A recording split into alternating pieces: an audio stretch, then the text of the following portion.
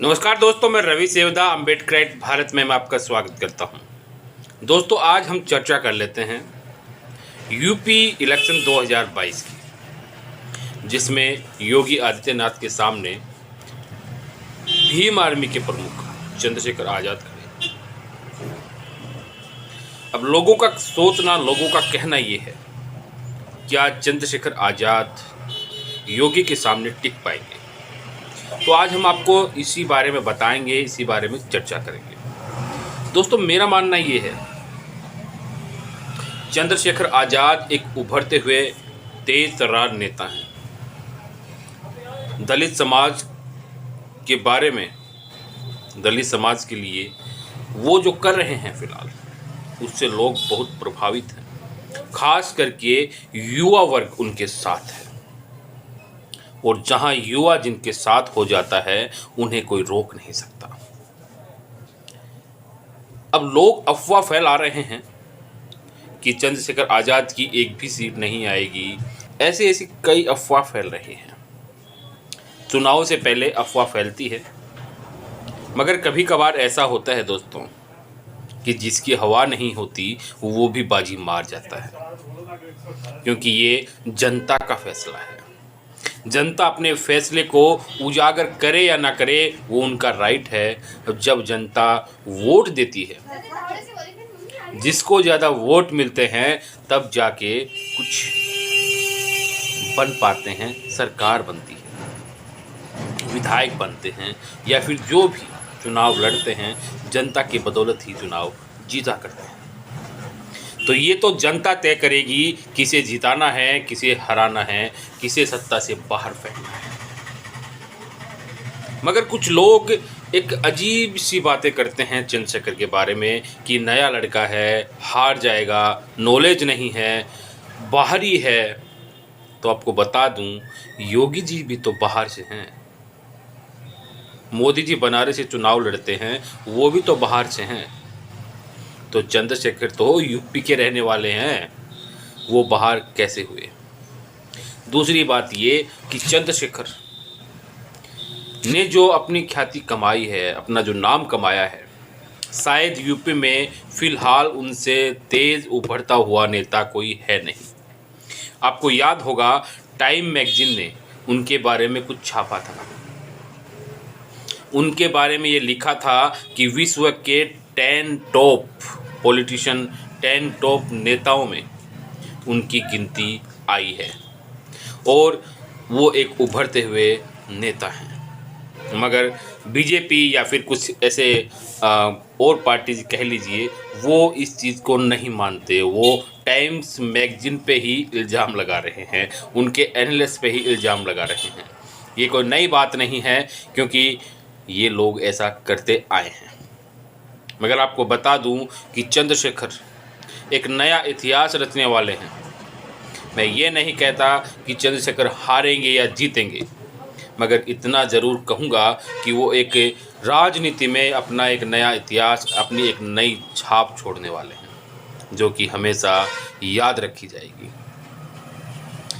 दोस्तों, आपको पता है कि जब भी दलित समाज पे अत्याचार होता है, पहला ऐसा शख्स है जो कि हमेशा सामने मिलता है, उनके साथ मिलता है, उनके कदम से कदम मिलाकर चलता है। आप एनसीए, एनआरसी ये देख लीजिए, इनमें किसी भी नेता ने लोगों का साथ नहीं दिया। वो चंद्रशेखर इकलौते नेता थे जो कि दिल्ली जामा मस्जिद में जाकर उन्होंने सरकार के खिलाफ आवाज़ उठाई थी, मुस्लिम लोगों का समर्थन किया था, और उनको बदले में मिला क्या? जेल। चंद्रशेखर वही है जिसने हाथरस कांड में अपनी आवाज़ उठाई थी। एक दलित लड़की को रेप कर कर जला दिया जाता है, और घर वालों को बंदी बना दिया जाता है सरकार के ही द्वारा। चंद्रशेखर इकलौते नेता थे जिन्होंने वो आवाज़ उठाई, और वो आवाज़ पूरे देश में गूंजी भी थी। चंद्रशेखर वही नेता हैं जो दिल्ली में एक रेप कांड में उनकी कोई सुन नहीं रहा था, वहाँ पे चंद्रशेखर जाकर अपनी आवाज़ बुलंद करते हैं, उनकी आवाज़ बुलंद करते हैं। और क्या बताऊं आपको, मैं तो साफ कहूँगा कि चंद्रशेखर जहाँ जहाँ जाते हैं वहाँ वहाँ उनका नाम छप जाता है। यानी यूँ कहूँ कि जहाँ पे अत्याचार होगा, जहाँ पे शोषित पीड़ित वंचितों को सताया जाएगा, वहाँ पर चंद्रशेखर आज़ाद ज़रूर पहुँचते हैं। वो एक आवाज़ बन रहे हैं। वो सिखाना चाहते हैं अपने बहुजन भाइयों को कि आप राजनीति कर सकते हो। आपको किसी का गुलाम बनने की ज़रूरत नहीं है, क्योंकि आप मतदाता हो, आप देश के मालिक हो, आप देश के शासक हो। मगर कुछ पार्टियां हैं जो कि सिर्फ इन वोटरों को खरीदना जानती है, इन वोटरों को अपना नौकर बना के रखना चाहती है। इनको पढ़ने नहीं देना चाहती, क्योंकि अगर ये पढ़ लिख गए तो फिर इनको वोट कौन देगा।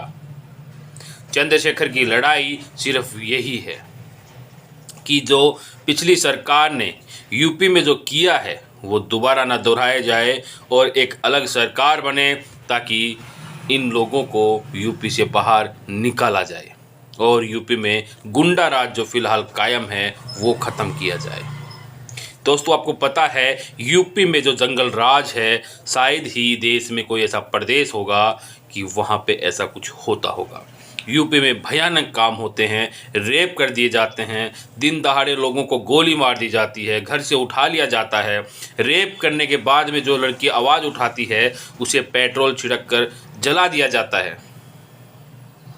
तो दोस्तों, मेरा सिर्फ यही कहना था कि चंद्रशेखर आज़ाद हो सकता है कि चुनाव में कामयाब हो या नहीं हो, मगर वो एक अपनी छवि बनाकर रहेंगे।